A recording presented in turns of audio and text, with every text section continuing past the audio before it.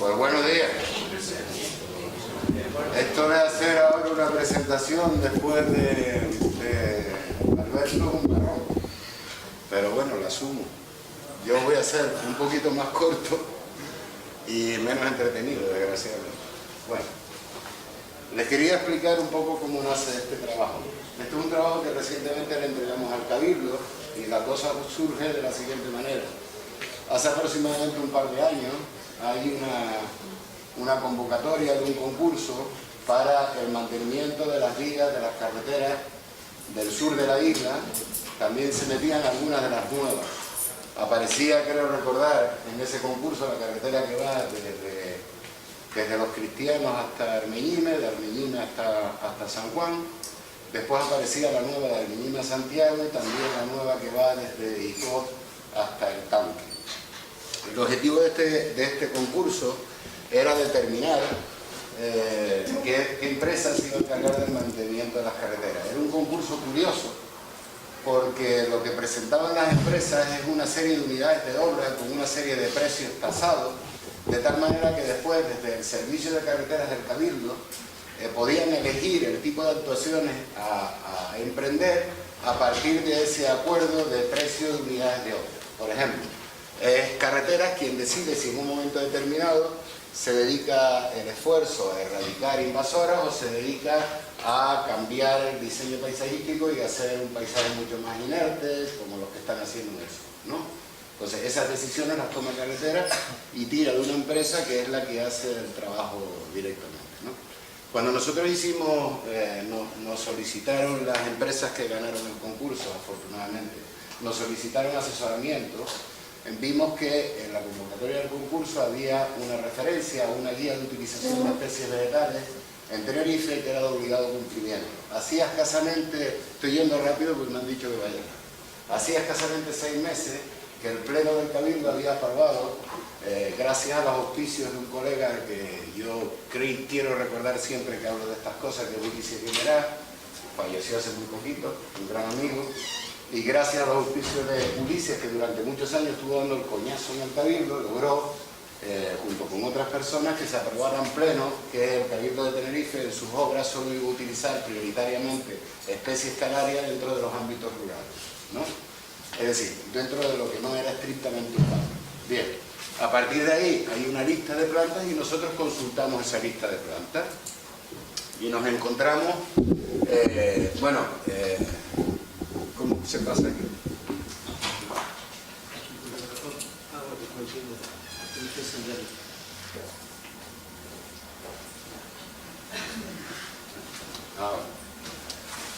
Bueno, a partir de este momento en el que nosotros empezamos a consultar esta lista, nos encontramos con una serie de problemas. En concreto, esta lista, no quiero entrar en detalles, pero había sido hecha hacía muchos años, desde el Departamento Botánico de la Universidad de La Laguna, en unos años en que los criterios de tratamiento de las especies de los bordes de carretera eran totalmente distintos a los que hay hoy.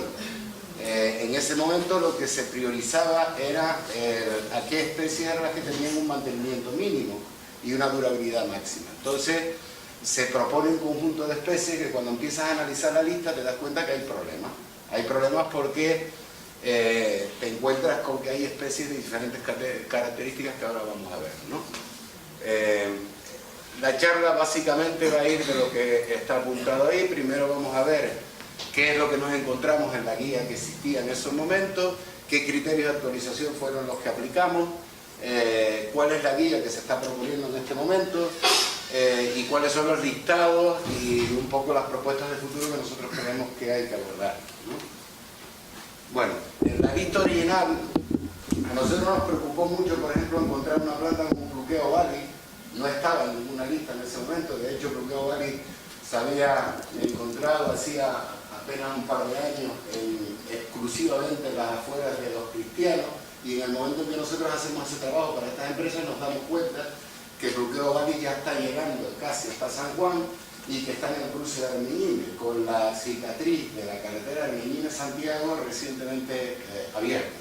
Eso era una pista para que Urquea avanzara hacia todo el suroeste de Tenerife. Lo señalamos al Cabildo y afortunadamente En breve plazo el Cabildo, en cuanto pudo, pues puso un retén con un trabajo, por así decirlo, de urgencia para atacar a esta planta, aunque el problema no se ha acabado. Es una planta que desde mi punto de vista puede ser incluso más peligrosa que Penicero. En ese momento en la lista nos encontramos que no hay plantas con bloqueo valicitada, pero sí que nos encontramos esta cosa, ¿no? Teníamos 99 especies en esa lista de autóctonas y que se repartían más o menos por toda la isla en las proporciones que ahí se ven, y que teníamos árboles, arbustos y de otros tipos biológicos, ¿no? En cuanto a las alóctonas, lo que teníamos era más o menos esto, unas 65 especies. Habían plantas recomendadas para una zona de la isla, otras para otra, y después había otras que se podían utilizar por toda la isla, y lo mismo, había diferentes tipos biológicos. Sin estar en ninguna de esas dos referencias, sin embargo sí que tienen un marcado carácter invasor y tenemos constancia de esto, ¿no? Estas dos referencias no están actualizadas. De hecho, este conjunto de especies estaban en consonancia con la ponencia que se dio inicialmente antes de Alberto, ¿vale? Porque los dos equipos estamos un poco en conexión a través de Ricardo Mesa, que ha estado trabajando en todo esto, ¿no? Junto con otras personas. Bueno, después también abordamos qué potenciales riesgos había, que había una serie de plantas que tenían una serie de riesgos, ¿no? Y creíamos que había algunas de ellas que eran riesgos inasumibles. En concreto, yo no sé si ustedes saben que una hoja de una... Cuento la anécdota porque merece la pena. El otro día en el parque un amigo mío con su niña, tenía la niña una flor de una delfa a la boca, y le dije, pero muchacho, ¿tú has visto lo que está haciendo la niña ahí?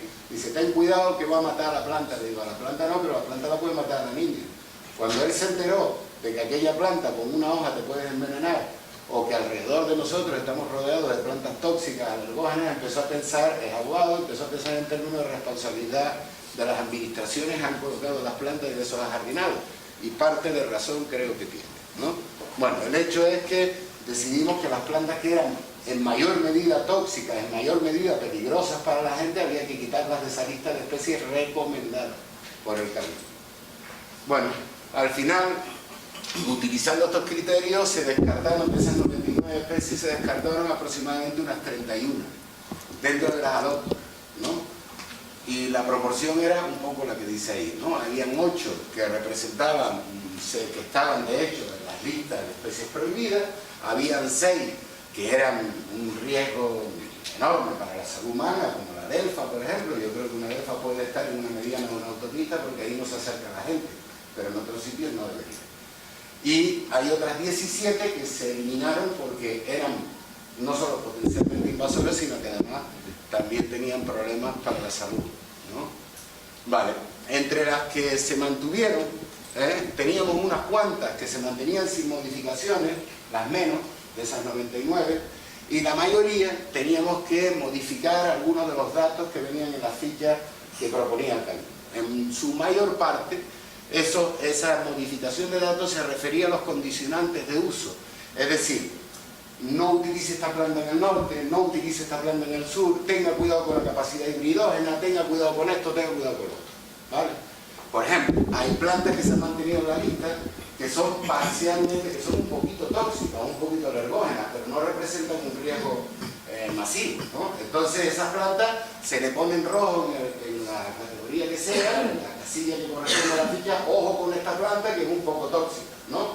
Hay otras plantas que, por ejemplo, nosotros consideramos que es absolutamente necesario meterla, pero cuyo uso está sujeto a la ley y no la pueden utilizar, no se puede utilizar sino en el marco de determinados programas de recuperación de especies o de conservación. Por ejemplo, lotus o la siempre viva. Yo creo que aquí tenemos un discurso importante. El lotus meteorotis prácticamente se está perdiendo. Uy, pues voy más rápido. Bueno, vale. Esto, pues mira. Bueno, esto es un ejemplo de la ficha, este es el tipo de modificaciones que se meten, ¿de acuerdo? Bien, la guía al final tiene 133 especies, de 99 hemos aumentado, ¿de acuerdo? Hay 35 nuevas y se ha eliminado una. Esto es entre las autóctonas. ¿Cuál es la que eliminamos de las autóctonas? Pues una teline, creo que recordar, teline esteropétala, porque últimamente se considera que es una planta que es nativa de La Palma y no se sabe si esa planta es introducida en Tenerife. Como hay duda, pues se quitó, ¿de acuerdo?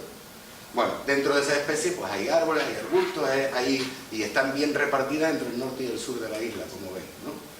Bien, de las 98 especies autóctonas que se han mantenido en la guía, a 15 no se le añadió nada, a otras 83 hubo que modificar algo, en fin, todas las especies más o menos han sido tocadas en una gran parte, ¿no? Dentro de las alóctonas, pues hemos añadido 10 nuevas, pero se han eliminado 31 por su carácter invasor o por su carácter nocivo para la salud. Dentro de la guía actualizada tenemos que 34 se han mantenido, 4 no se les ha añadido ninguna información, pero a las otras 30 ha habido que añadirles información. Bueno, al final, si se fijan, estos gráficos se ve muy bien cuál ha sido la evolución, ¿no? Esto era lo que teníamos originalmente, esto es lo que tenemos ahora. En relación con las autóctonas tenemos muchas más plantas para elegir de las que había en el listado original. En relación con las alóctonas, no, tenemos menos. ¿Por qué? Porque primero hemos quitado todo el conflictivo y segundo solo hemos permitido que esté aquello que ya tiene una cierta historia dentro de la isla y que tenemos constancia de que no son plantas dañinas. Bien, esto es un poco el listado final que queda. Como ven, es un poco amplio. Y para terminar, yo quería hablar de esto un poco más, pero desgraciadamente no puedo. Estas eran ideas personales de nuestro grupo de trabajo en cuanto a por dónde se debe andar. Solo voy a explicar un par de boberías. La primera, ¿por qué hablamos de unas directrices insulares para el tratamiento de especies invasoras? ¿Por qué creemos que eso es absolutamente necesario en las islas? Nosotros estamos trabajando ahora mismo en varias islas como invasoras. En concreto, por ejemplo, estamos llevando el programa de control y erradicación de la negrera, que es una nativa trasladada e invasora en Lanzarote, y esto genera muchos problemas. Y también estamos llevando un programa de valoración de las invasoras en La Graciosa, por ejemplo, aparte de nuestras islas. Bueno, créanme que la realidad de las invasoras en una isla y en otra no tiene nada que ver. Nada que ver. Sin embargo, sí es cierto que desde mi punto de vista el tratamiento de las especies invasoras, ya sea fauna o flora, desde el punto de vista de una ordenanza, es similar. ¿Por qué? Porque en el fondo se dirigen al comportamiento de las personas y no tienen que ver con la gestión de las especies, tienen que ver con el comportamiento de las personas y su comportamiento en relación con este problema, que es algo en lo que he trabajado mucho, es similar en el caso de las plantas y los animales. Sin embargo, las realidades son totalmente distintas. Solo voy a poner un ejemplo. Una planta que en esta isla está expandida y solo se puede ir a acciones de control como mucho, en otra isla, sin embargo, podemos erradicarla. Y el criterio de tratamiento de esa misma especie en dos islas distintas no tiene nada que ver. Nada que ver. Con lo cual se necesitan directrices insulares, desde mi punto de vista. Segundo, a mí me parece muy importante trabajar en las ordenanzas municipales. Está bien este listado que ha hecho el Cabildo porque le da una orientación a los municipios, pero desde luego son los municipios los que tienen que regular su realidad. Y además aquí hay varios problemas dedicados con la responsabilidad de las administraciones, relacionadas por ejemplo con las podas, con la gestión de las podas, relacionadas con las caídas de ramas, con las afecciones a terceros. Pero también, por ejemplo, es relevantísimo empezar a hacer los catálogos de protección del arbolado. Ahora con la norma Granada con más razón, es decir, ahí tienen los municipios un patrimonio al que no tienen por qué renunciar y que debería de ser protegido. Para mí esto es vital. Nosotros ahora mismo, por ejemplo, estamos trabajando en la de Yaiza, que está a punto de entregarse. Y por último, me parece que los catálogos municipales de arbolado, como estoy diciendo, son una referencia absolutamente necesaria para proteger uno de los elementos que tienen mayor valor en nuestros paisajes, tanto rurales como urbanos. Bueno, pues esto es. Gracias.